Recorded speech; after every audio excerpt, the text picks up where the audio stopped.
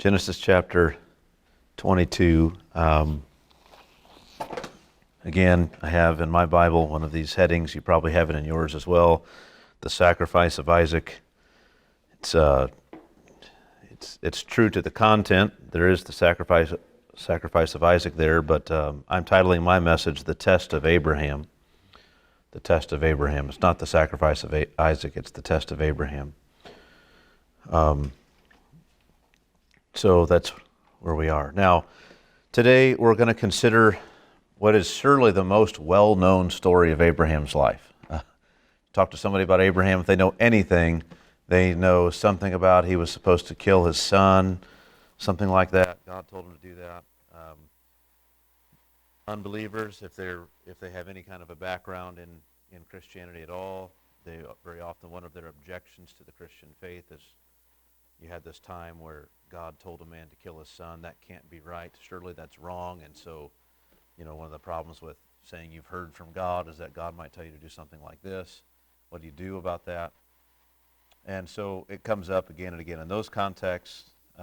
None of that, however, is the context in which it comes to us today and from the Scriptures. And so we're going to do our best to lay those things aside for now and to consider what we have in front of us as God presents it to us. So my hope then is to set in front of us the nature of really what happened here and to strengthen our faith in God, and so that our confidence and trust and obedience to God would rise to the level of Abraham's in this passage. We're told in Romans 4 that Abraham grew strong in his faith and he gave glory to God. Until now, if we look at Abraham's life, I think we have seen a man very much dealing with doubt and sin, who's been full of failings, but who's also been full of a growing godliness and a growing confidence in God, and also who has shown an increasing willingness, I think, to obey God, even when that meant the loss of something dear to him. We saw that in Genesis chapter 21 when he had to send Ishmael away. And how the tenderness of that scene as he rises up early in the morning to meet with Hagar and Ishmael to send them off. He's tread this ground before in smaller ways. But in the passage today, I think we'll see the greatest example of Abraham's faith and Abraham's confidence in God and his fear of God. And I would underscore that, his fear of God. Giving God the place that God deserves in his life. There's nothing easy about what God commands him to do. In fact, the passage, I think, rightly makes us all a bit squeamish. It's not an easy thing. But it's here to teach us about God and about obedience to God and trust in God. It's not primarily a story about Abraham, but about Abraham and his dealings with God and about God's faithfulness to him.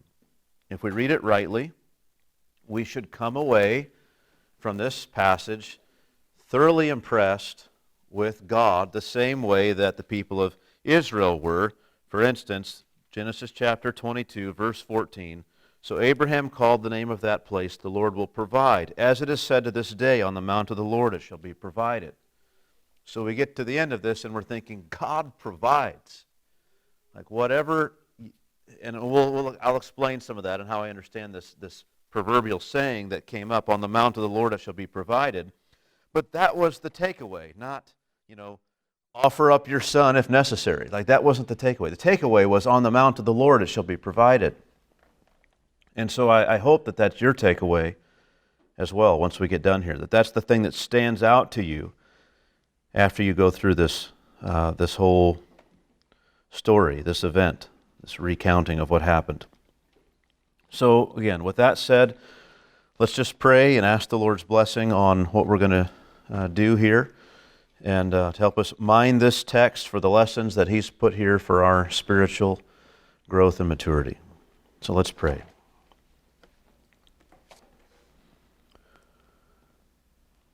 Heavenly Father, we've come together again to sit as a church under your word, to be helped, instructed, corrected, and challenged, and edified in in every way that this text can help us. And that's our desire. We want to be as an open book before you. We want our hearts open to receive in faith your word. So we pray now that you would help me as I sow, that you would be the one giving the increase and making the difference and causing the transformation and causing these things to sink deep into our hearts and to be treasured by us. Amen. Well, the text today will be Genesis 22, verses 1 through 14. And we will stop there in our reading. So let's begin then. After these things, God tested Abraham and said to him, Abraham. And he said, Here am I. And he said, Take your son, your only son, Isaac whom you love, and go to the land of Moriah, and offer him there as a burnt offering on one of the mountains of which I shall tell you. So Abraham rose early in the morning, saddled his donkey, and took 2 of his young men with him, and his son Isaac. And he cut the wood for the burnt offering, and arose, and went to the place of which God had told him. On the 3rd day Abraham lifted up his eyes, and saw the place from afar. Then Abraham said to his young men, Stay here with the donkey. I and the boy will go over there and worship, and come again to you. And Abraham took the wood of the burnt offering and laid it on Isaac his son. And he took in his hand the fire and the knife. So they went, both of them together. And Isaac said to his father Abraham, My father. And he said, Here am I, my son. And he said, Behold, the fire and the wood, but where is the lamb for a burnt offering? And Abraham said, God will provide for himself the lamb for a burnt offering, my son. So they went, both of them together. When they came to the place of which God had told him, Abraham built the altar there, and laid the wood in order, and bound Isaac his son, and laid him on the altar, on top of the wood. Then Abraham reached out his hand and took the knife to slaughter his son. But the angel of the Lord called to him from heaven and said, Abraham, Abraham. And he said, Here am I. He said, Do not lay your hand on the boy, or do anything to him. For now I know that you fear God, seeing that you have not withheld your son, your only son, from me. And Abraham lifted up his eyes and looked, and behold, behind him was a ram caught in a thicket by its horns. And Abraham went and took the ram and offered it up as a burnt offering instead of his son. So Abraham called the name of that place, The Lord will provide. As it is said to this day, On the mount of the Lord it shall be provided. All right. Well, why stop at verse 14? Again, you'll notice I didn't read the whole chapter. I stopped here. We'll read the rest next time, and we will tie that in to all of this that we're looking at this time when we come to it. But I want to explain to you initially that in my view there are sort of 2 resolutions to this testing. The first is this resolution given in verses 11 through 14, where the angel of the Lord calls to him and says not to do it, and then provides this other sacrifice, just as Abraham had said that he thought the Lord would. And God does this, and then it's the resolution is God will provide, right? God will provide. Now that that God knows that he fears God and won't withhold anything from him, God does not mean for him to harm the child, but will rather provide another way for Abraham to worship the Lord. And this proverbial statement comes up, On the mount of the Lord it shall be provided. There's a wonderful lesson that's learned there. But then, the second resolution is found in the angel's second speech. And I want you to notice that in verse 15 it says, And the angel of the Lord called to Abraham a second time from heaven and said. So it's very much presented to us as a different speech. It's not just, he doesn't just say and go on. It's just a different, it's as though this thing happens. It might even be this way, that Abraham takes then and does offer the ram. All that is done. And then the angel of the Lord speaks to him again. And there's something else he has to tell him. And the angel of the Lord called to Abraham a second time from heaven and said, "By myself I have sworn, declares the Lord, because you have done this, and have not withheld your son, your only son." And he goes on. So there's this very much a second and a different communication from God to Abraham. And this speech, as I understand it, the second speech, is far broader in terms of what it has to talk about. It reaches back, I think, you might think of it this way, through the events of today that we're looking at today, through these events, it considers them, reaches through these events, and on back, all the way back even to the beginning of Abraham's call, and makes these sweeping statements about what God has promised and what God will do for Abraham. And so it's far broader. It has more in view when it addresses Abraham. And it also is a resolution, though, to this same story. This story has two resolutions. One that's short and immediate and has all kinds of lessons, and another that's broader and has even more lessons for us and speaks to us on a different level. So that's my understanding and why I want to stop here. It's not that I want to break up the story, it's that we just have time for one of these resolutions. If I'd have known I had an extra half hour today, maybe we could have included it, but it's probably not likely. So anyway. Okay. So before we dive in, let me just briefly sort of outline for you the passage, verses 1 through 14. The first of all, you have in verse 1, the first half, a very important explanation by the narrator. Namely, this is a test. After these things, God tested Abraham. That's very important that we understand that. And that kind of stands alone, the narrator's explanation. And then the next section is the second half of verse 1 and all of verse 2 is the test is explained. We have it, it comes out for us. And he said to him, "Abraham." And he said, "Here am I." And God said, "Take your son, your only son Isaac, whom you love, and go to the land of Moriah and offer him there as a burnt offering on one of the mountains of which I shall tell you." I suppose that none of us would want God to test us in that way. And this is the way Abraham was tested. So this is the test explained. And then in verses 3 through 10, we have the obedience of Abraham. And we could subdivide that if we wanted, but just in general, the obedience of Abraham, verses 3 through 10. And then verses 11 through 14 is the first resolution. The first resolution, verses 11 through 14. So that's generally how we'll consider the text and move through it. So this narrator's explanation, verse 1a. At the outset, we notice that God was testing Abraham.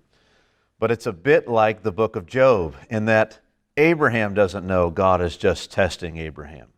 And Job didn't know that there was this almost a heavenly wager that was made about Job's spiritual condition and whether he would remain true to God or whether he would forsake God. He was just enduring. And Abraham similarly is not trying to pass a test but to obey God. And he's acting out of this fear that he has of God. And he's working these things out, the command he's been given with what he knows about God and what he's been promised from God. And we'll see that as we work through the text. But it's very much a test. This is what the narrator tells us so that we can understand it rightly as we read, but it's not what God tells Abraham. No one told him it was a test until the test was over. So this word of explanation is there for our benefit and for our understanding, not for Abraham. So don't think as you read through here, well, Abraham knows he's just being tested. God's just seeing if I'm willing to do this. He wants to know what I'm made of. That's not the way it is. He was told and commanded by God, do this thing, and he's got to go do it. I would say this, if Abraham were to know ahead of time that this was just a test, it would greatly diminish its effectiveness as a test. right? If you know that God doesn't really mean for you to do it, He just wants you to, go through the motions like you're willing to, it's not really a test. But if you believe that everything really is at stake here, that your son might really die, that you might really see him at the end of the day as a burnt offering and a pile of ashes on this, collected with this wood that's been burned, that's very different than if you think, well, He won't really let me go through with it. And so it's a very different kind of a test. So this command from God came suddenly. It was a sudden test. The nature of the test was that sudden. It was sudden and very abrupt. It just came out of nowhere. Chapter 22, verse 1, after these things, God tested Abraham. We don't really know how long after, but we know it was a number of years at least. And we know that because he was just weaned in the last chapter. And now he's going 3 days' journey with his father and these servants, and he's carrying on his back or saddled in some way himself with all the wood that they brought for the fire. So he's strong enough to carry, a lot of wood. How much wood do you need for a burnt offering? It's not like some twigs. This was the wood that Abraham was cutting later in verse 3, and he cut the wood for the burnt offering. That's why they brought the donkey, right? But now that you get to the foot of the mountain, donkey's not coming. Isaac will take the wood. So he's strong enough. He's a young lad, you may say, right? He's a young man. We don't know exactly how old he is, but old enough to do that. Probably a teenager. So anyway, we're looking at maybe 10 years after the fact, maybe a little less, maybe a little more, since he's been weaned, since the last chapter. So after these things, God tested him. It was sudden. It was surprising. I mean, this is the child of promise, and God says, take him and burn him. I mean, what in the world? This is shocking. If there's one thing Abraham knew, was that Isaac's going to be all right. Isaac's the one. And then God says, no, I want you to take him and kill him as an offering to me, as an act of worship. It's frightening. So God comes very abruptly and commands Abraham to do something that was unthinkable. Again, at the outset, we readers know this is just a test, but Abraham doesn't know that. And if you bring Abraham with us into this knowledge of knowing that what's in front of him is just a test, you're going to miss so much of what's actually going on with Abraham, and you'll miss learning the things we ought to learn as we watch. So let's not do that. Let's remember that we know it's a test and he does not. So then, what is the test? Here it is. Let's look at this section where the test is explained. And God said to him, Abraham. And what did Abraham say? Here am I. Which means something like, I'm ready to listen. I'm ready to obey. I'm at your bidding. Yes, Lord. What would you have me do? Here am I. I'm at your disposal. Ask what you would. Say what you will. Command me as you will. What would you have to say to me? It'd been 10 years, roughly. What does he say? What does God say? Take your son, your only son, Isaac whom you love, and go to the land of Moriah and offer him there as a burnt offering on one of the mountains of which I shall tell you. This is staggering. And it was, as foreign as this seems to us, this was not that foreign to Abraham. Child sacrifice was common in the ancient world, in the religious setting. Would have been understood by Abraham, for the Canaanites among whom he lived had this practice, both now and later in their history. In their worship of Baal and Molech, they had this. Let me just look at two texts with you. One, just a couple books over in Deuteronomy, chapter 12. Turn there if you like. Deuteronomy chapter 12 and verse 31. Well, let's start in verse 29. How about that? when the Lord your God cuts off before you the nations whom you go in to dispossess, these are the Canaanite nations, this is the people whose wickedness God had spoken to Abraham about in chapter 15, when you go in to dispossess them, and you dispossess them and dwell in their land, take care that you be not ensnared to follow them. Don't act like they act, after they have been destroyed before you, and that you do not inquire about their gods, right? When you go to destroy their town and you see the temple shrine, don't look at it and study it and try to learn what they were doing, what their practices were. Don't do that. Saying, how did these nations serve their gods, that I also may do the same? Don't ask that question. What does he say? You shall not worship the Lord your God in that way. You're not going to worship me that way. For every abominable thing that the Lord hates, they have done for their gods. For they even burn their sons and their daughters in the fire to their gods. So God hates this. We have this clearly. We know God hates the burning of children in the worship of Him. We're thankful that He does. But these are the practices that existed at the time. So Abraham knew this. It's very possible when Abraham goes to Bethel and erects an altar there next to the altar that they had. Very possible. That's the kind of thing that was happening at that altar. And he knew this isn't an altar where my God is worshipped, and he builds a different altar for the worship of God. This is the kind of thing that was happening in the land. So he knew about this. It was common practice. This is the sort of thing that they did. Or one other text from Jeremiah. Jeremiah chapter 19, verses 4 and 5. Get there. Jeremiah 19, 4 and 5. Because the people have forsaken me and have profaned this place by making offerings in it to other gods, whom neither they nor their fathers nor the kings of Judah have known, and because they have filled this place with the blood of innocents and have built the high places of Baal, to burn their sons in the fire as burnt offerings to Baal, which I did not command or decree, nor did it come into my mind. And then comes the consequences. Therefore declares the Lord, and he declares the judgment he's going to render to them. So this is, we find it common practice in Abraham's time. We find the people of Israel being warned not to follow those ways whenever they're going to enter the land. And then many years later, we find the prophet Jeremiah promising them judgment in God's name because they had, in fact, done this. Child sacrifice, the burning of your children, the offering up of your children in the midst of religious worship.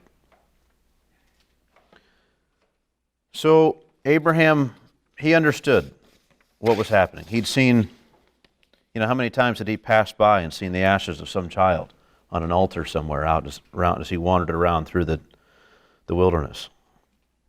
He would have known, he would have understood.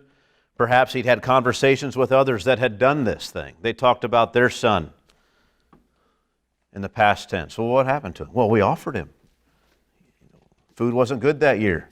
We needed crops, so we slaughtered our son. What else would we do?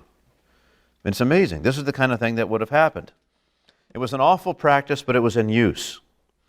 And it doesn't seem possible, surely if you're Abraham, it doesn't seem possible that the God who had promised such blessings to the world, the God who had done him so much good, who had taught him about righteousness and justice and equity, the God who would spare the entire town and region of Sodom if there were but 50 righteous people there, how can it be that the judge of all the earth who will do right would also command you to offer your son as a burnt offering? How could this be? Sacrifice your child. And yet, there was no mistaking in Abraham's mind that this was, in fact, the voice of God. The text itself actually even uses the definite article. It doesn't just say, use God's name, Elohim. It even uses the definite article, the God, the real God, the God who is.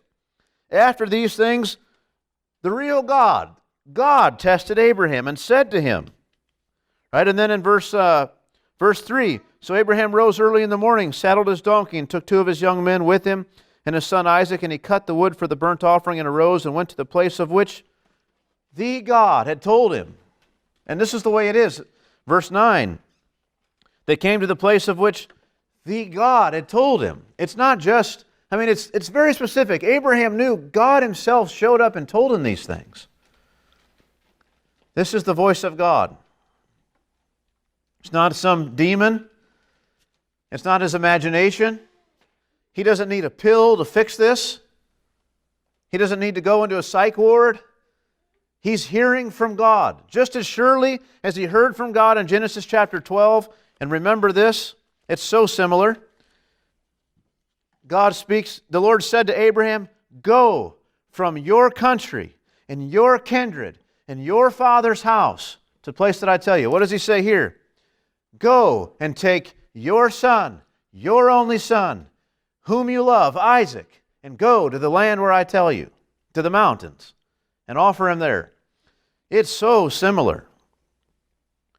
When God appeared to him in Genesis chapter 12, he had spent his time worshiping false gods, hearing messages so-called from them, and then the real God showed up, and he knew this was the real God, and he abandoned everything to follow him. And just as surely, God shows up again. The real God shows up and says, "Take your son, your only son, that one named Isaac whom you love." It's like it gets more costly every time. Take your son. He's had a couple of those. He's already given one of those away. Take your son. Okay. Your only son, the precious son that you have. Take him. Isaac, the one you love, and offer him. Just like in Genesis 12. Leave your country, okay, and your family, and your father's house.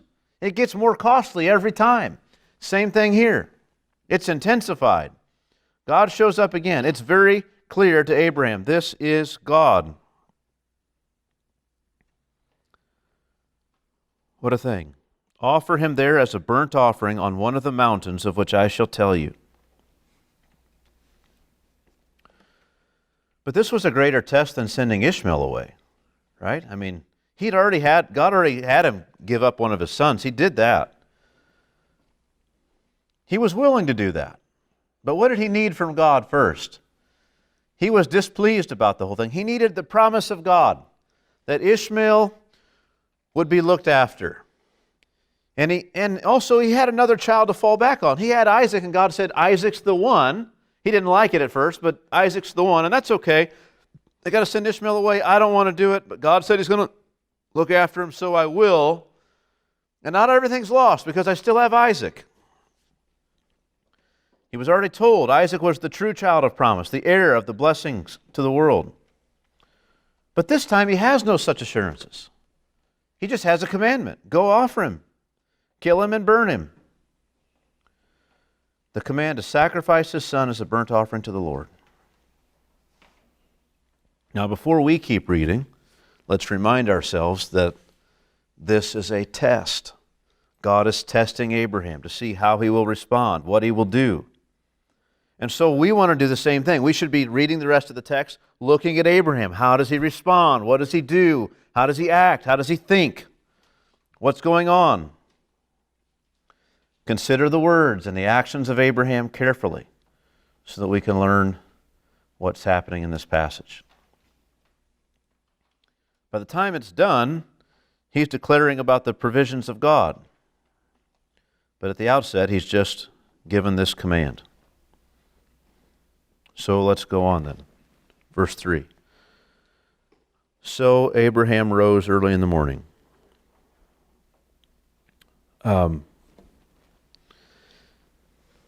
Instant, unquestioning obedience. It's an amazing thing. Let me have you turn back to Genesis chapter 17.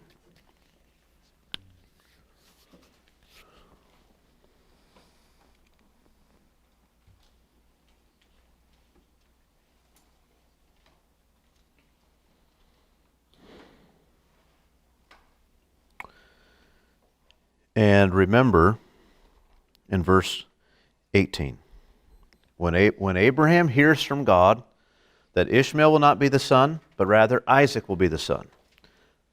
Now, let's think about that for Abraham for a second. He's got this boy Ishmael whom he loves, whom he believes this is the child that God's promised us. God doesn't take Ishmael away here. He just says, Ishmael is there, that's fine, but there's another child. I'm going to give you an extra child, and I want to bless you with that, and he's going to be the one. And how does Abraham respond? Verse 18, Abraham said to God, "Oh, that Ishmael might live before you." And God said, "No." So essentially Abraham says to God, "No, I don't want that. I don't like what you're telling me. I like Ishmael. I love Ishmael. No need for another. I'm happy and content with this boy." And God says no. So he argues with God. God isn't taking anything away from him here. You see that? I mean, in a sense, he's taking away the hopes that he had for Ishmael, but he's not taking away anything that he'd promised. He's actually blessing him with another child. And Abraham argues and quarrels with God about it. But God tells him also, verse 20, "As for Ishmael, I've heard you. Behold, I have blessed him and will make him fruitful and multiply him greatly. He shall father 12 princes, and I will make him into a great nation. But I will establish my covenant with Isaac, whom Sarah shall bear to you at this time next year." Verse 22, when he had finished talking with him, God went up from Abraham. And what does Abraham do? Now that Abraham is kind of satisfied with what God's going to do, he's kind of made his peace that this is the way it is. This is what God's commanding me. I've just got to obey. What does he do? He does it that very day, we're told. Verse 26, that very day Abraham and his son Ishmael were circumcised. Is immediate obedience. All right, now look at Genesis chapter 21. Verse 10, so she, this is Sarah, said to Abraham, "Cast out this slave woman with her son, for the son of the slave woman shall not be heir with my son Isaac." And the thing was very displeasing to Abraham on account of his son. He was not willing to do it. Why? On account of his son. He didn't want to send Ishmael away. But God said to Abraham, "Be not displeased because of the boy and because of your slave woman. Whatever Sarah says to you, do as she tells you, for through Isaac shall your offspring be named." He's saying, don't forget, remember? Through Isaac. "And I will make a nation of the son of the slave woman also, because he is your offspring." Remember, I promised you that. So, being reminded of the things that God had promised and the nature of God's character and what God is like, what does he do? He submits to this. Verse 14, so Abraham rose early in the morning, right away, early in the morning, and took bread and a skin of water and gave it to Hagar, putting it on her shoulder, along with the child, and sent her away. And she departed and wandered in the wilderness of Beersheba. Here we have, in Genesis 22, this test comes to Abraham, and you might expect, based on what we've seen from Abraham, he would say, no way. You said Isaac should live. You said Isaac would be the child of promise. I'm not going to offer him up. You need to promise me more than you've promised me now, or until now. You need to remind me of some things here. Explain yourself. I'm not willing to obey. That's what we would expect from Abraham as we've seen him so far, that he's going to demand some assurances from God. But he doesn't. So Abraham rose early in the morning, and this is staggering. Instant obedience, unquestioning obedience. It is shocking.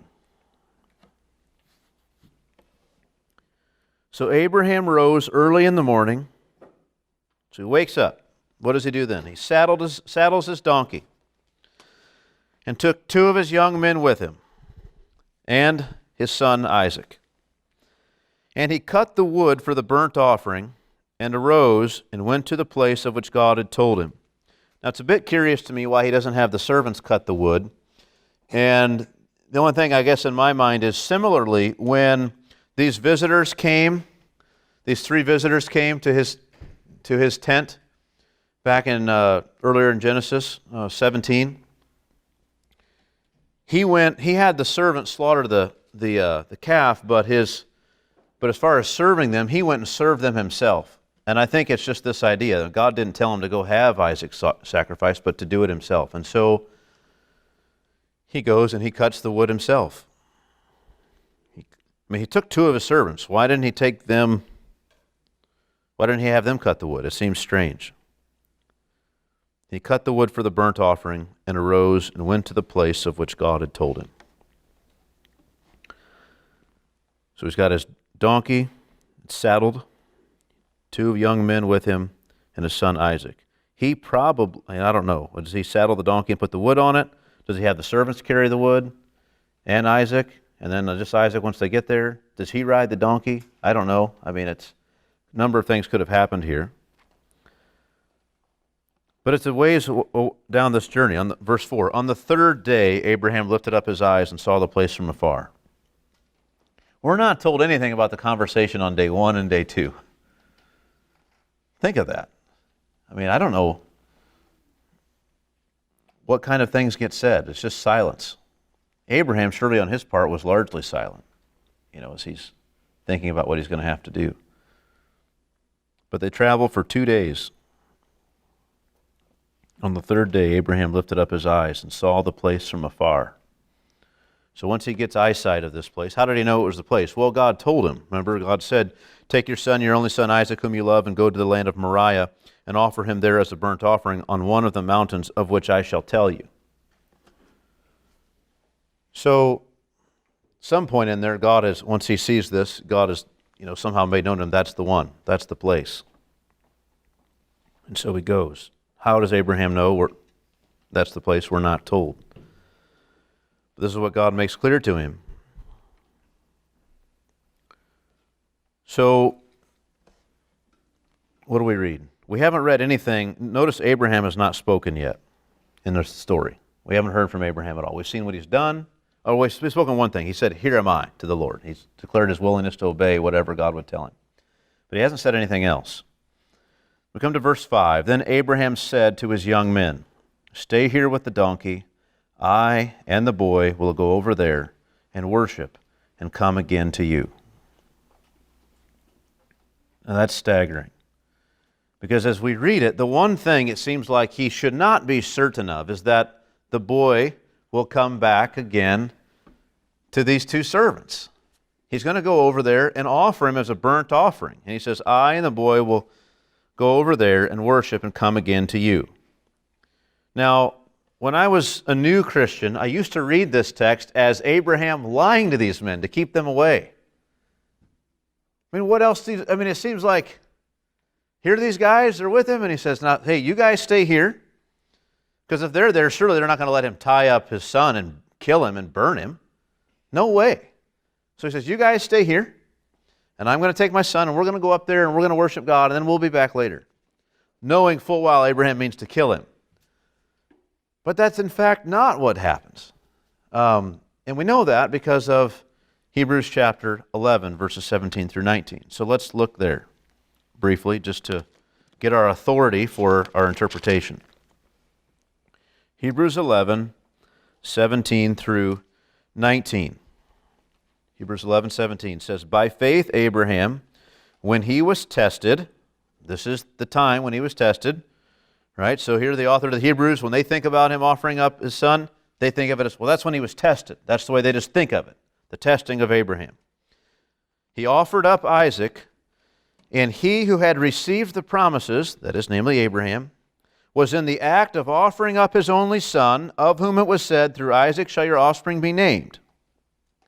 He considered what was going through his mind. He considered that God was able even to raise him from the dead, from which, figuratively speaking, he did receive him back. So this is the statement.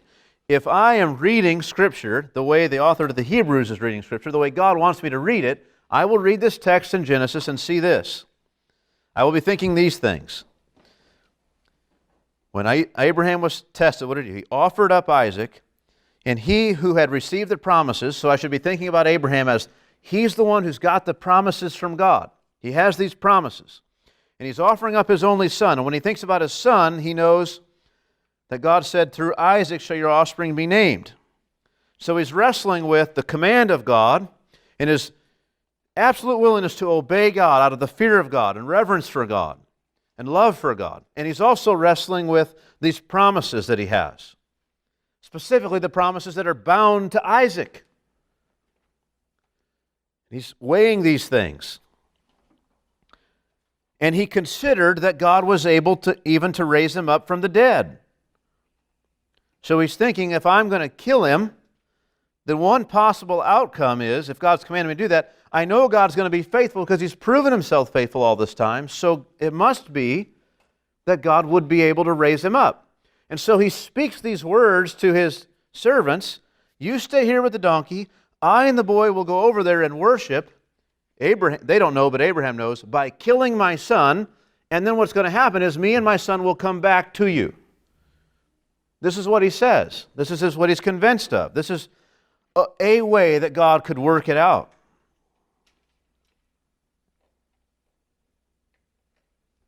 He's come to that conviction over the last 2 days as he's been traveling through, thinking about what God's commanded him to do. Verse 6, and Abraham took the wood of the burnt offering and laid it on Isaac, his son. And he took in his hand the fire and the knife. And that he probably doesn't have like a torch. He probably has he's got the knife and he's got a fire stone, like a flint stone, right? Something this way to strike. So they went, both of them together. So here comes Abraham and Isaac up the mountain together, afar off. It's in sight. You wonder what the servants do when they see. Do they start running after him? You know, when they see finally his son's tied up, do they take off running, or can they see that clearly? Are they at a safe distance that they can't make it in time by the time Abraham would have to sacrifice him? I don't know. But he leaves these men at a good distance away, but within sight.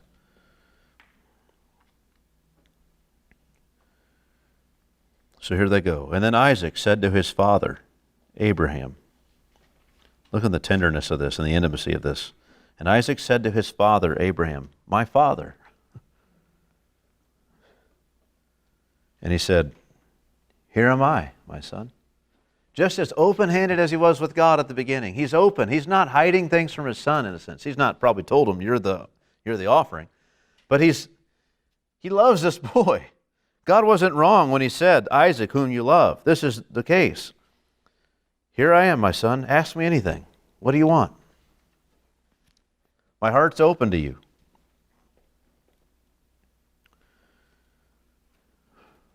Isaac said to his father Abraham, my father. And he said, here am I, my son. He said, behold, look, we have the fire, or the firestone, whatever you may say, and the wood, but where is the lamb for a burnt offering? I mean, we've come out here to worship God, but where's the lamb? And Abraham said, God will provide for himself the lamb for a burnt offering, my son. So they went, both of them together. So here's another time we see Abraham speaking, and it's a little bit different of an answer about what's going to happen up there, right? Here we read, Abraham answers his son as honestly as he can. He's not lying to him. He says, well, God will provide for himself the lamb for a burnt offering, my son. What does that mean? Well, there's punctuation that occurs here in our English translations that's not necessarily clear that it should be that way, punctuated the same way. It could be there's some ambiguity here. It may mean something like, well, God will provide for himself the lamb that we need. Or it could be, God will provide for himself the lamb for a burnt offering, my son. That's who, my son. There's ambiguity there. It could mean, who knows how God will provide for the lamb? But God will take care of it. God will take care of the offering. Don't worry about it, my son. I mean, something like that. There's all sorts of things that could be meant here. I tend to think it's that last one, that it's something like, God will take care of the offering. My son, it's all right. God will take care of the offering. God will provide. He answers him. Where's the lamb for the offering? God will take care of the lamb you're asking about. What we need to offer the Lord, God will provide. In Abraham's mind, at this point, would mean something like, probably, you're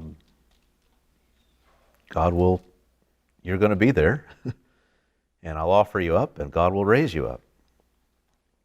But it could mean something else, too. There could be a couple things going on that he's wrestling with. For instance, one option may be, I slay my son, and because God is faithful, he has to raise him from the dead. I'm going to take all the promises again, and in obedience to God, I'm going to lay every hope I have for the future down. I'm going to lay it all down and put it at his feet, and he's going to have to take it up and miraculously restore it and show that he's faithful to what he's promised he would do.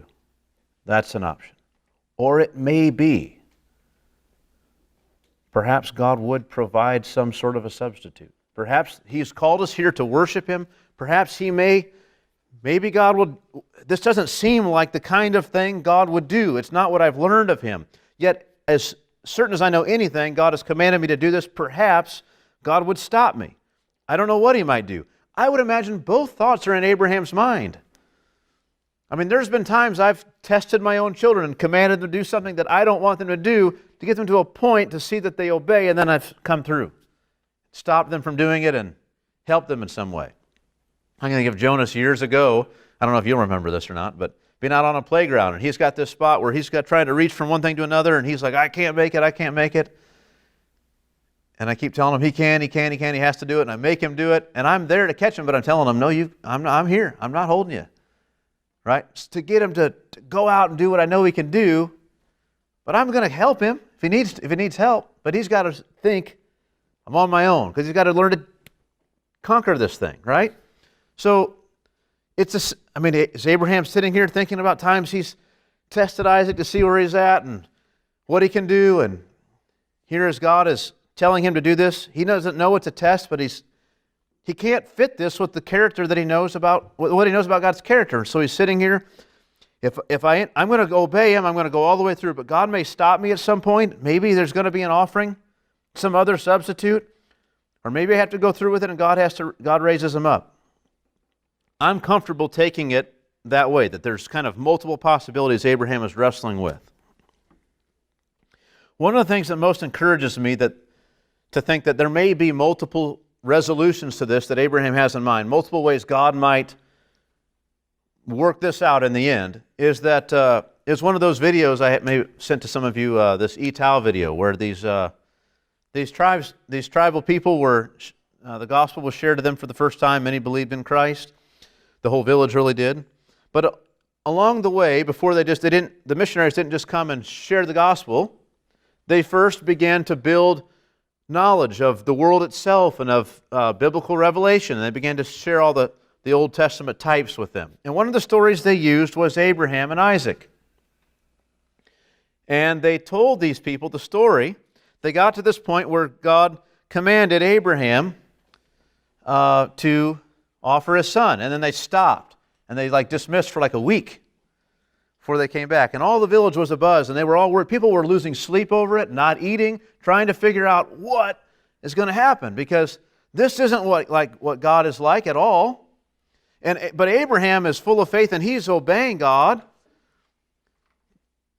And all the promises have to do with Isaac. What are they going to do? And they came up with, as a group, two dominant resolutions with their ideas. One, before they knew the story, mind you, God might raise up Isaac. Abraham would obey God and sacrifice his son, but God would raise him up. That was one idea that some of them had. And the other one was that God would provide a substitute lamb to take the place of his boy.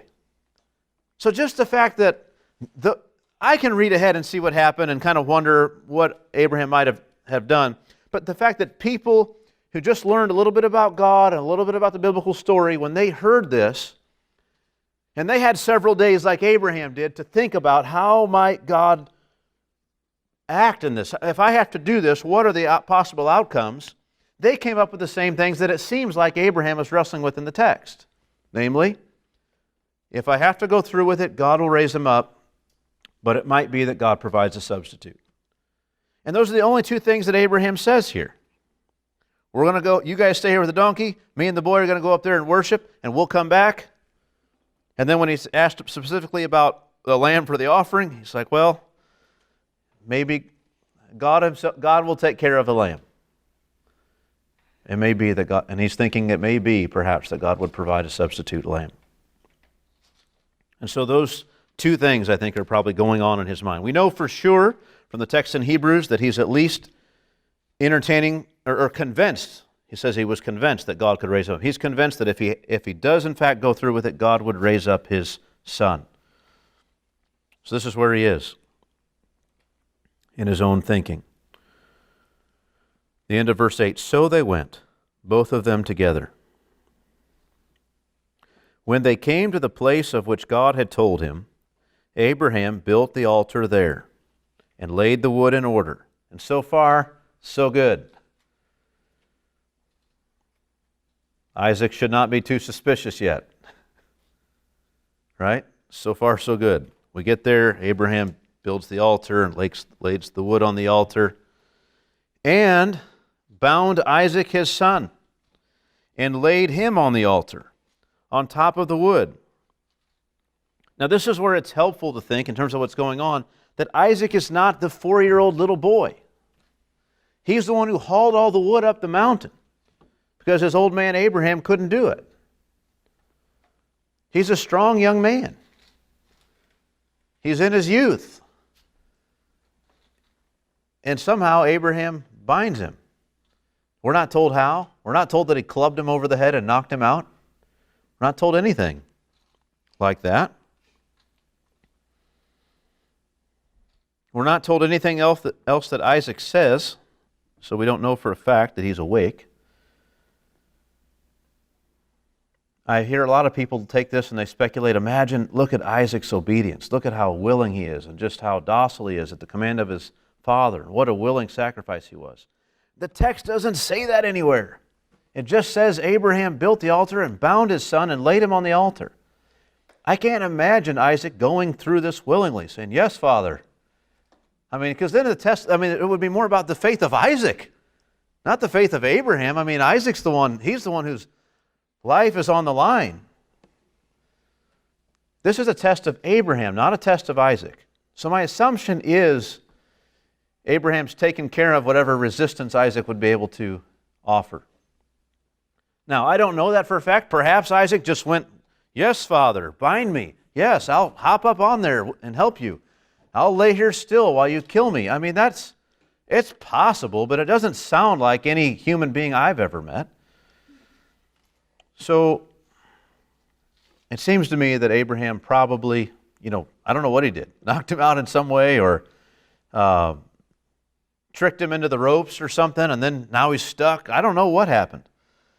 I don't want to speculate too much. I just want to make sure that you don't assume it's one way or the other, right? Somehow Abraham got him there, bound on the altar, on top of the wood. And then Abraham reached out his hand, took the knife, right, to slaughter his son. The obedience of Abraham. It's staggering. Verse 11. But the angel of the Lord called to him from heaven and said, Abraham, Abraham. You notice the urgency there. It repeated his name twice. Abraham, Abraham, stop. Don't do anything to the child. But it's even worse than that. Abraham, Abraham, here am I. Whatever it is, ready to do it. Oh, the welcome from Abraham, probably, to hear his name called from God. Here am I. Anything different you want me to do? Any other way you'd rather work this out? We don't have Abraham saying these things in the 2 days that they traveled, but you could imagine something similar to, if possible, let this cup pass from me. Right? Is there some way? Which is the reason he's been thinking about all these ways that God might act in response to his obedience. Here I am. Here am I, he says. Here, Abraham learns finally that it was a test. And once the act was committed in his mind, he had done everything, grabbed the knife, was ready to go through with it. Isaac was as good as dead. But before an actual point of fact, his son was dead. God intervened and stopped him, as only God could. I mean, you can imagine if he'd have heard the servants, Abraham, don't do it. It wouldn't have mattered. But God showed up in the form of his messenger, the angel of the Lord.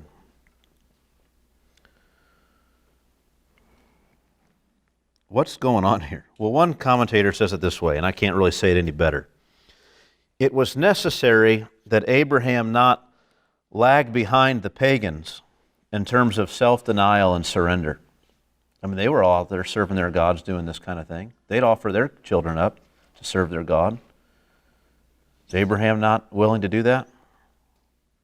The command was put to him in order to prove that Abraham was submitted to God as his God.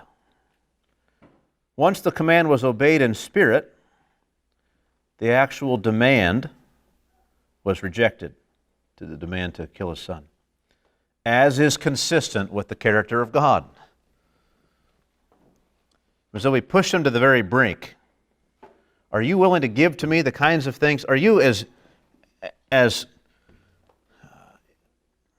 loving of me, as committed to me, as devoted to me, as the pagans are to their false gods? Am I as real to you as their false gods are to them? They live in delusion. You have the truth.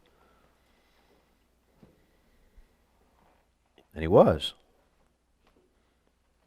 What does the angel of the Lord say to him? Do not lay your hand on the boy or do anything to him, for now I know that you fear God, seeing that you have not withheld your son, your only son, from me.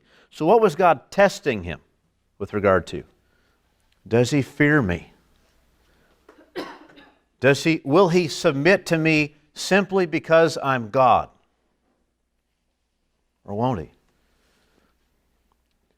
That was the test. Now I know that you fear me, that you fear God, seeing that you have not withheld your son, your only son, from me. God can say, you have a son, your only son, Isaac, whom you love, and I've demanded to have him. And you've given him up. And now I know, because you gave me your only son whom you love, I know that you'll serve me in whatever capacity. I know that you love me, that you fear me, that you're devoted to me, that you're committed to serving me. Someone else in the Bible argues this same way. If you turn with me to Romans chapter 8. This ought to be a mighty encouragement to all of us. Surely it's been that way to you before, but now in light of this story, maybe it will be even more so. Romans 8:31. What shall we say to these things? If God is for us, who can be against us? He who did not spare his own son, but gave him up for us all, how will he not also with him graciously give us all things? Right? I mean, God has done the same thing to you. He didn't need to, but He's demonstrated His love to you in the same way. You might say, I mean, what would have happened if when Jesus prayed, if possible, let this cup pass from me, if God said, you know what? I got a way. Don't worry about it. I don't want to sacrifice you. I don't want to give you up for them. We'll devise another way and some other thing, and we'll let them do that. And we were all out doing those things in response. That was the good news of the gospel. There was some other way that we could be saved. When it came down to the question of how much does God love us, we would say, well, I mean, a lot, I guess, but He wasn't willing to do this. And that's not the way. In fact, we can say, just like God could say here, now I know that you fear me above all else because you were willing to give me your son, whom you love. And God can say this, and we can say the same thing about God. He gave, we can look at God and say, now I know that you love me, and nothing will separate me from you. Because why? Because you didn't withhold your son, whom you love. Paul can say, well, He will not with Him graciously give us all things? Of course He will. It's staggering to think that God did the same sort of thing for us. Only He didn't stop at the end. He actually did it. But you see the same willingness. So let that be a lesson. I mean, this was enough to convince God that Abraham would do anything for him. So then let God's doing that for you be enough to convince you that God will do anything for you. Right? That we could get to the place like Abraham, we could say, well, if I had to give up my child, God would make it up to me in spades. All the promises of God would still stand. Yes and amen in Christ.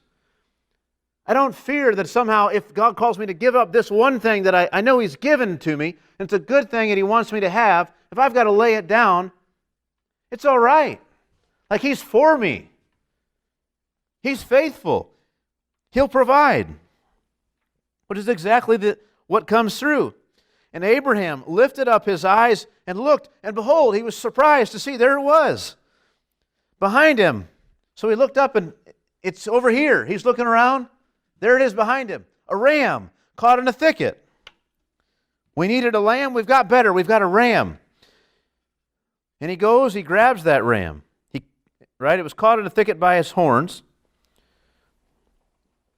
Abraham went and took the ram. How did he take it? Well, probably, how would you take a wild ram that was caught by its horns? So you'd be thankful, first of all, it was caught by its horns. Right? No danger there. You'd probably go up and slit its neck and kill it, and then untangle it and take it out and offer it. It's probably what happens. It's caught in a thicket by his horns. Nothing you have to hunt, just go kill it. Abraham went and took the ram and offered it up as a burnt offering instead of his son. So Abraham called the name of that place, "The Lord will provide," or you may have a footnote, "He will be seen," right? Or He will see to it. As it is said to this day, "On the mount of the Lord it shall be provided," or "On the mount of the Lord He will be seen." You learn about God here. On the mount of the Lord, you get there, God's called you to go to this place, to obey and to submit and to do this hard thing. It doesn't make sense how it's going to happen. You go, you get there, and guess what? Now it's revealed. Now it's provided. Now it's made clear. Now, on the mount of the Lord, it'll be provided. This is the way I understand it. It becomes proverbial in that sense. On the mount of the Lord, it'll be provided. It shall be provided. It will be seen. God will reveal Himself. The questions, the doubts you have, you think, God's called me to this, but this seems hard. I don't know. How can God be faithful to me in this? What's going to happen? Just go. And what do you find there? You learn about God. You see the provision He's made. You see His faithfulness. All that becomes evident when you're there. And it's proverbial. On the mount of the Lord it shall be provided. These answers aren't provided for him when the command came, but they're up on the mount. You see the difference? He's got to obey. For 3 days he's got to go there. He's got to turn to his young men and make sure that they don't interfere. He's got to take and bind his son, build the altar, lay him down there, grab the knife, and then it's revealed. Not until then. On the mount of the Lord it'll be provided.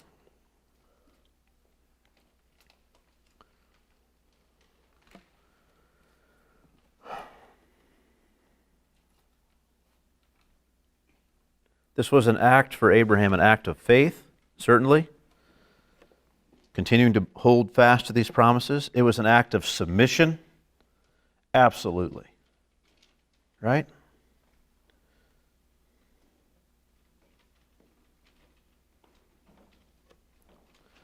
It was an act of faith and submission, not just submission. He didn't just obey, he was wrestling with the things that he knew about God. Think about that. God didn't just say, go. It would have been easy if God said, Abraham, get up for no reason at all other than that I'm telling you to, and go up to that mountain over there and offer a ram.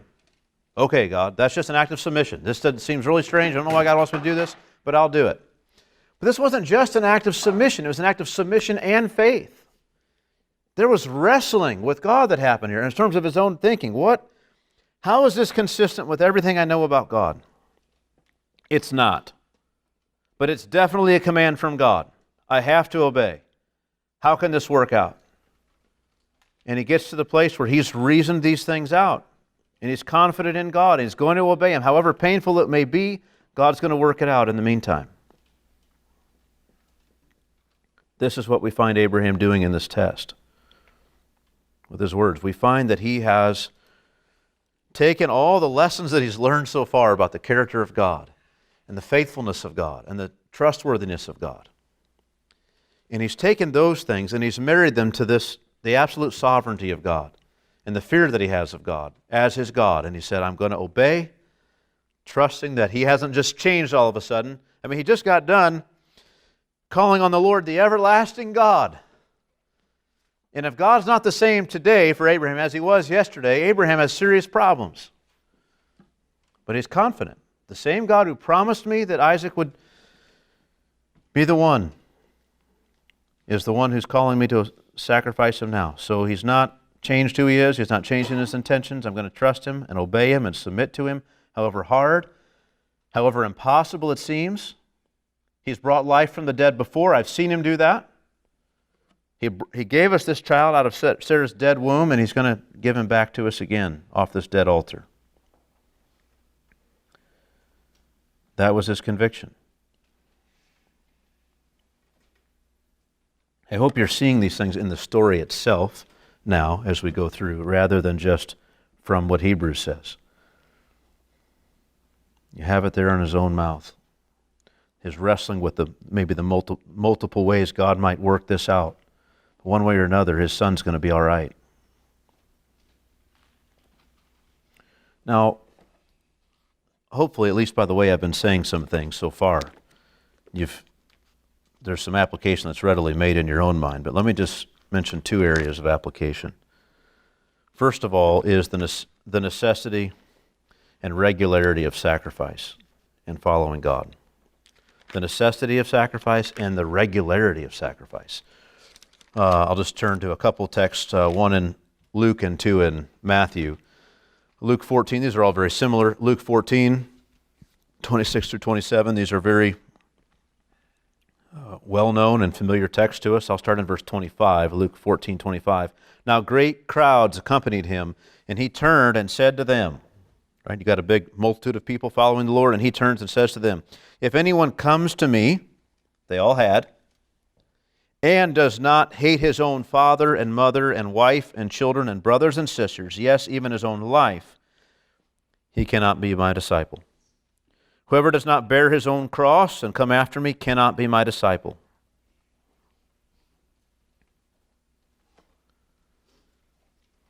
Think of that now. That's staggering, right? And think of the parallels here. Everything about what he just said. Hate your own father. Think of this is Jesus. This is what if you just take these words and this command, it's staggering. It's like, this is totally inconsistent. Does this sound like the Jesus you know? Hate your father. Hate your mother. Hate your wife. Hate your children. Hate your brothers. Hate your sisters. Hate your own life. If you don't do that, I'll have nothing to do with you. It's like, that's completely inconsistent with everything you know about what he commands us to do. But it's an absolute requirement. And we all look at that and say, well, it means compared to him. Yes, but that has implications, beloved. That means if it really is compared to him, compared to your love for him, that when he says leave those things, you actually leave them. That if he were to say, sacrifice that child, you actually do it. It's staggering. Abraham didn't know all that we know about the character of God.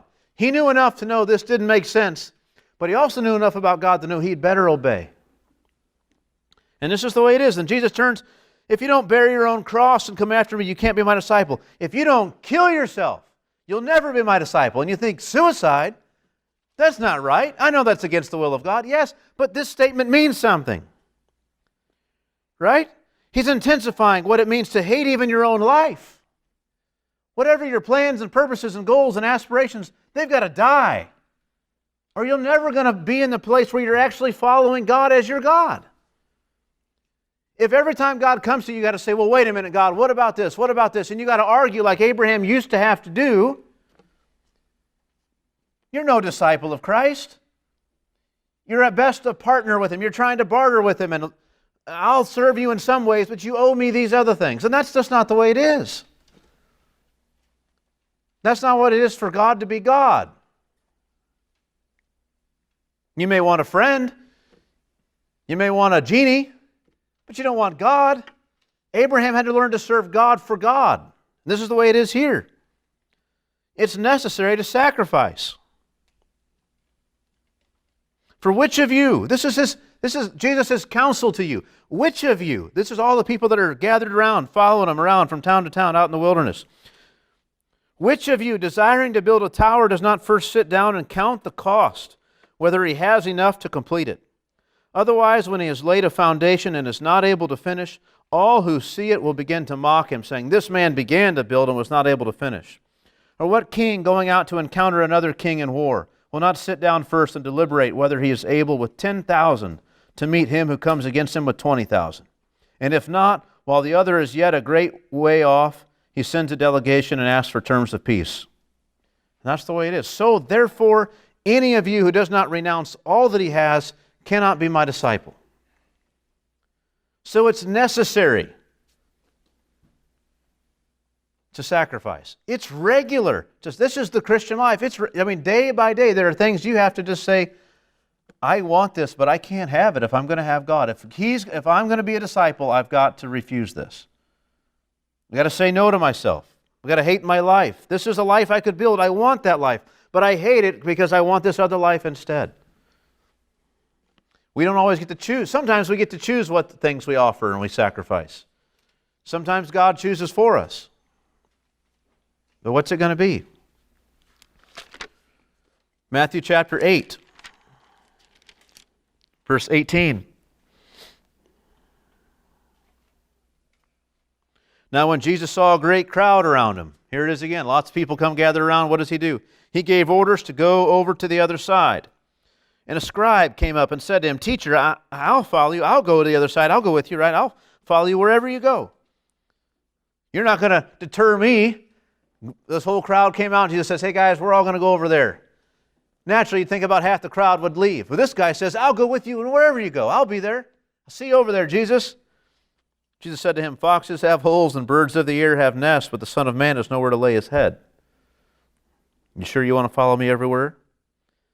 Another of his disciples said to him, "Lord, let me first go and bury my father." Jesus said to him, "Follow me and leave the dead to bury their own dead."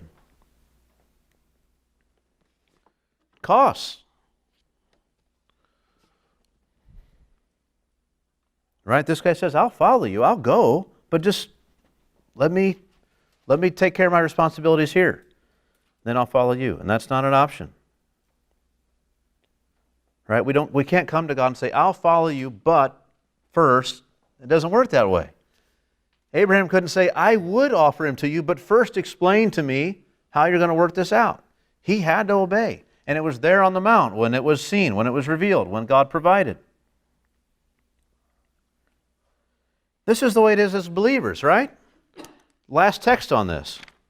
Matthew 19. And this is what is really a fitting text for us to close this part of the application with. Matthew 19, verse 23. And Jesus said to his disciples, "Truly I say to you, only with difficulty," or it's impossible, you could say either way, "will a rich person enter the kingdom of heaven." This is supremely difficult. Again, I tell you, it's easier for a camel to go through the eye of a needle than for a rich person to enter the kingdom of God. When the disciples heard this, they were greatly astonished, saying, "Well, who then can be saved?" Right? If even the rich who apparently have the blessing of God on their life, if they can't be saved, then who could ever be saved? But Jesus looked at them and said, "With man this is impossible, but with God all things are possible." And then Peter said in reply, "See, we have left everything and followed you. What then will we have?" Jesus said to them, "Truly I say to you, in the new world, when the Son of Man will sit on his glorious throne, you who have followed me will also sit on 12 thrones, judging the 12 tribes of Israel.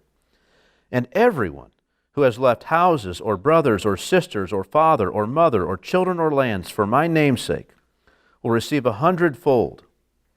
Right? and will inherit eternal life. But many who are first will be last, and the last first. They receive 100-fold.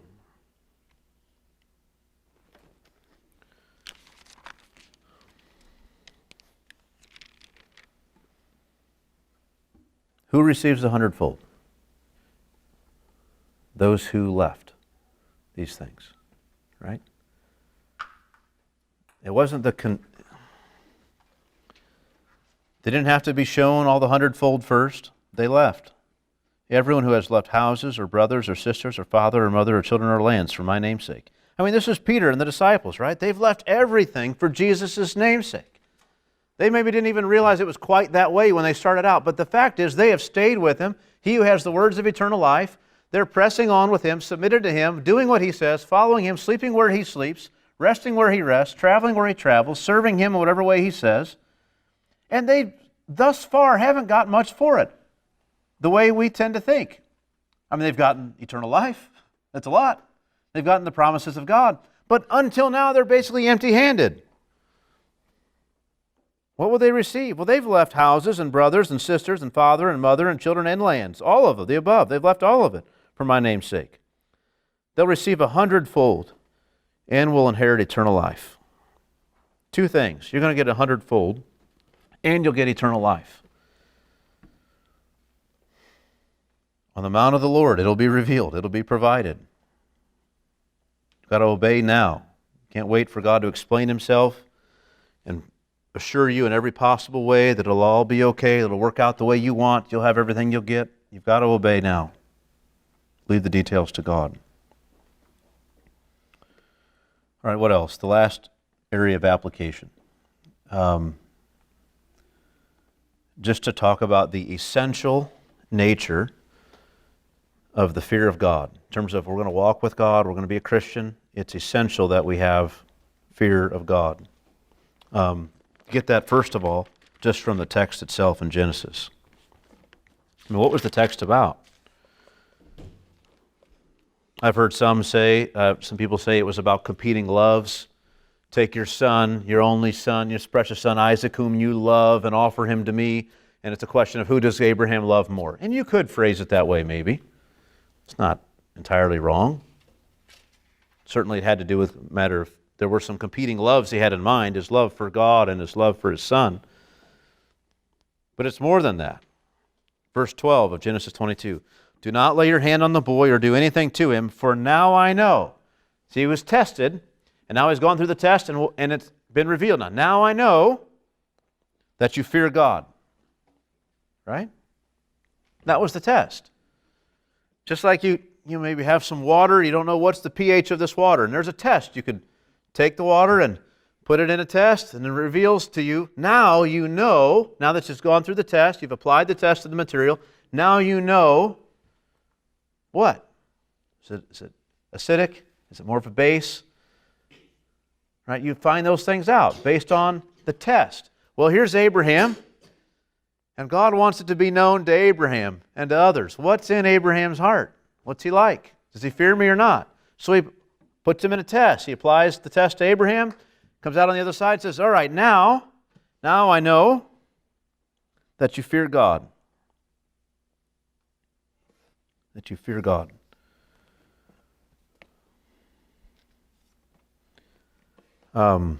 So it's essential. This is essential. This is an essential part of what it means to walk with God, to know God, to serve God as God, to have a fear of God. You can't worship God without a fear of God. Hebrews says it's impossible to please God unless you believe that He is, that is a reward. He is a rewarder of them that diligently seek Him. And we could add to that list the fear of God. It's necessary that we have the fear of God for a true walk with God. Right? Yes, we want love for God, admiration for God. We want to draw near to Him because of those things. There needs to be also some reverence for Him as the King that He is. Isn't this a big part of the problem that we had with Adam and Eve in the beginning? Oh, they loved God. They loved the things He did for them. They admired Him. They enjoyed it when He drew near. But there was not this reverence for God and a fear of God to hold Him as other and apart from ourselves and one who is absolute sovereign and deserving of our absolute trust and obedience because of who He is. They didn't have that. They sinned against Him. Here's Abraham. What would he do? How much greater of a test is this? I mean, imagine if Adam and Eve had had Cain and Abel, and those men hadn't sinned yet, and then God said, kill them. I mean, that's a severe test. They had the test of, there's this tree, don't eat of that, but everything else you can have. I mean, it's such a minor test that they failed in. Abraham here, I mean, don't let the magnitude of this test be lost on you. This is staggering. It's worse than if he had just been told to kill his son. This is the son who God had promised him these things. Nothing in here makes sense. And he passed the test. He feared God. He didn't shrink back at the command of this awesome God whom he served. He obeyed. 3 texts on this, and we'll close. Hebrews chapter 12.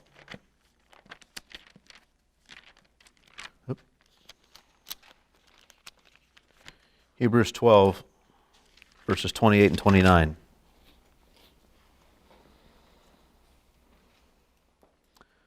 Therefore, let us be grateful for receiving a kingdom that cannot be shaken, and thus let us offer to God acceptable worship with reverence and awe, for our God is a consuming fire. Just think of that. Again, he's exhorting believers. Let us be grateful for receiving a kingdom that cannot be shaken, and thus, or in light of this, let us offer to God acceptable worship with reverence and with awe, for our God is a consuming fire. Let me back up a couple verses and see why this is in this context. Verse 25, see that you do not refuse him who is speaking, for if they did not escape when they refused him who warned them on earth, much less will we escape if we reject him who warns from heaven, that is the Lord Jesus Christ. At that time, his voice shook the earth, but now he has promised, yet once more I will shake not only the earth, but also the heavens. This phrase, yet once more, indicates the removal of things that are shaken, that is, things that have been made, in order that the things that cannot be shaken may remain. So the day is coming in which God is going to undo everything. But we have been promised a kingdom that cannot be shaken. We've been promised to us. Let us be grateful for having received that. And having received it, let's just not cast it off because a little persecution comes, but let us offer to God acceptable worship with reverence and with awe, for our God is a consuming fire. You see the connection there. Great gratefulness and thankfulness to God and love for God, but reverence and fear and awe because of who He is. It's necessary. We can't lose sight of this. These Hebrews had generally lost sight of the reverence and the awe and the fear they ought to have for God. They had forgotten these warnings, which is why they're warned so many times in the text. They were trying to hang on to the promises and none of the conditions, and it wasn't going to work. Deuteronomy chapter 10. Deuteronomy 10, verse 12. And now, Israel, what does the Lord your God require of you? But to fear the Lord your God. That's the first one. What does God require of you, Israel? To fear the Lord your God. To walk in all His ways. To love Him. To serve the Lord your God with all your heart and with all your soul. And to keep the commandments and statutes of the Lord, which I am commanding you today for your good. Verses 20 and 21 of the same chapter. You shall fear the Lord your God. You shall serve Him and hold fast to Him, and by His name you shall swear. He is your praise. He is your God, who has done for you these great and terrifying things that your eyes have seen.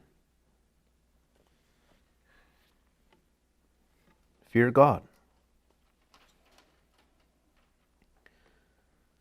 I mean, if Abraham had no fear of God, he would have argued with God. He would have refused to obey God. He would have thought, well, I'm not going to do it, and what's God going to do? I mean, He's made me these promises. He's kind of stuck here, right? But he's got fear of God.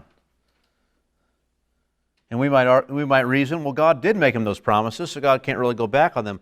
Oh, imagine the discipline Abraham would have received from God. My son, do not regard lightly the discipline of the Lord. Right? Yeah, God would have made good on his promise. But oh, what it may have cost Abraham. How the story would have been written differently. Last text, 2 Corinthians chapter 7. This is about an exhortation as I can give on this subject of the fear of God. 2 Corinthians 7:1. Since we have these promises, beloved. Again, since we have these promises, beloved, let us cleanse ourselves from every defilement of body and spirit, bringing holiness to completion in the fear of God. Right? In the fear of God.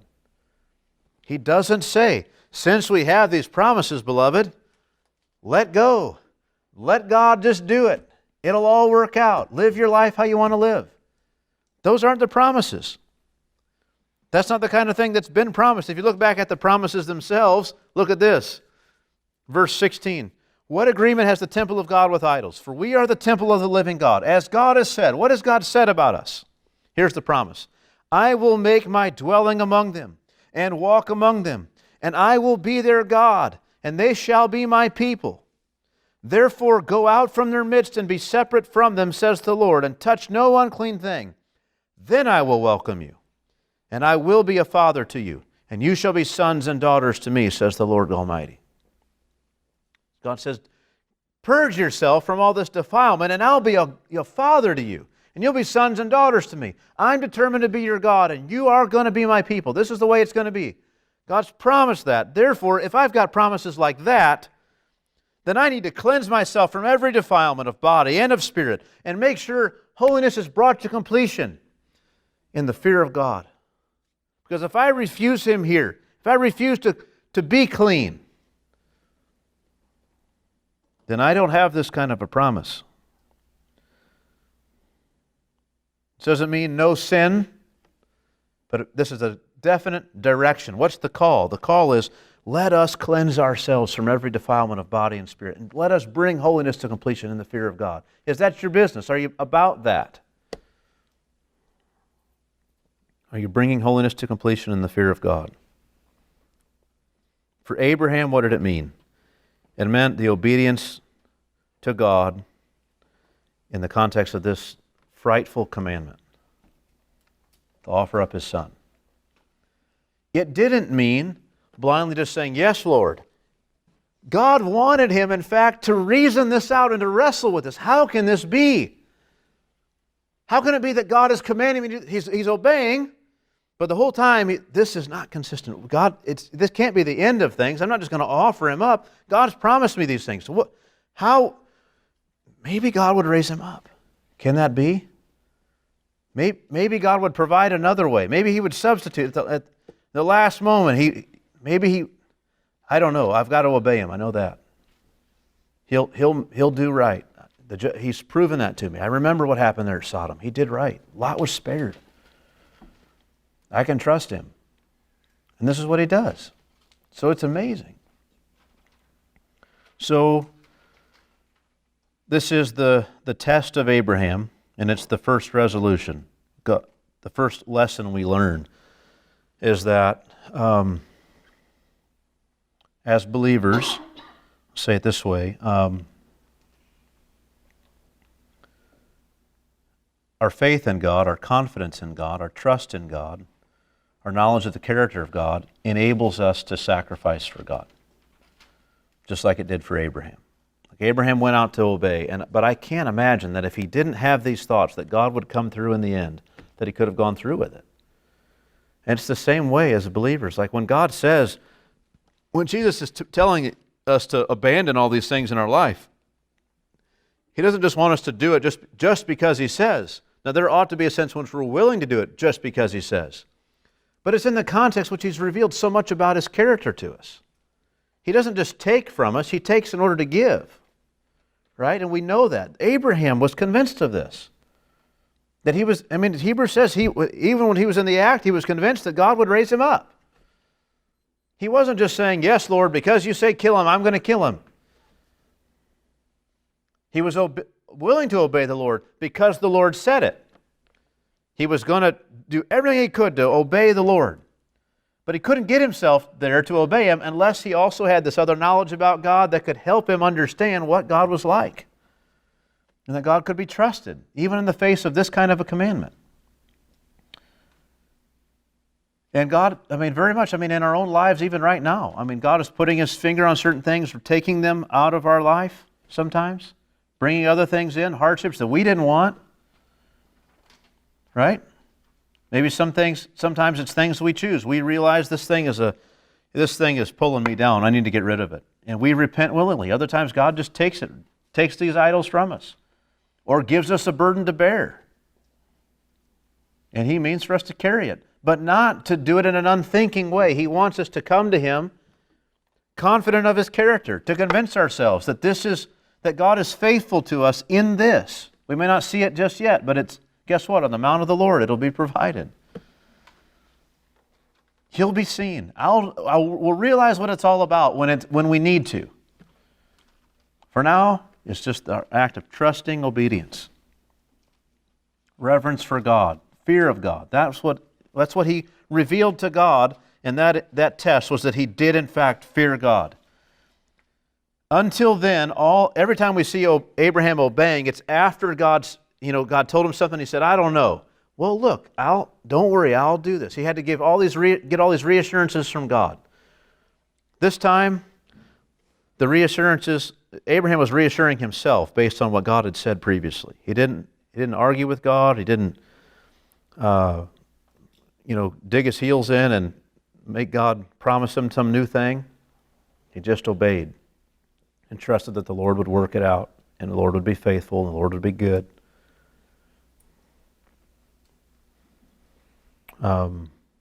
That's all I have for this time. Next time we'll look at the next resolution there, and there's a lot of other lessons to be learned, a lot of other connections to be made in the rest of Abraham's story. So with that, are there any questions or comments?